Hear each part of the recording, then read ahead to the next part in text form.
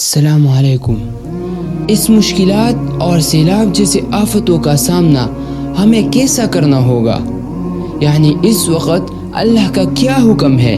تو اللہ تعالیٰ قرآن میں اس کا طریقہ بتاتا ہے کہ کیسے اس کا سامنا کرے۔ اللہ تعالیٰ فرماتے ہیں یا ایھا الذین آمنوا استعینوا بالصبر والصلاة ان اللہ مع الصابرین۔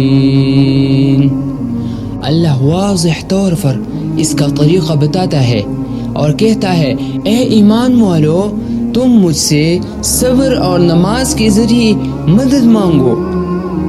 اور پھر اللہ کہتا ہے ان اللہ مع الصابرین، اور بے شک اللہ صبر کرنے والوں کے ساتھ ہے، یعنی جو صبر کرتا ہے اور اس طرح اللہ سے مدد مانگتا ہے نماز کے ذریعے اور صبر کے ذریعے، اللہ اس کے ساتھ ہے۔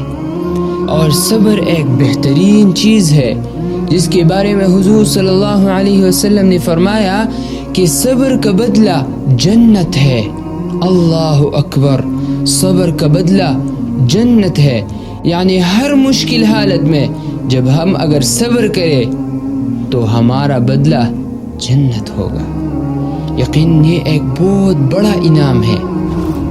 تو اس وقت جب ہم مشکلوں اور سیلاب جیسے آفتوں میں گرے ہوئے ہیں تو ہمیں اللہ کو یاد کرنا چاہیے، نماز کے ذریعے اور دعا کے ذریعے اللہ سے مدد مانگنی چاہیے، اور یاد رکھے کہ صبر ہماری طاقت ہے اور اللہ ہمارے ساتھ ہے۔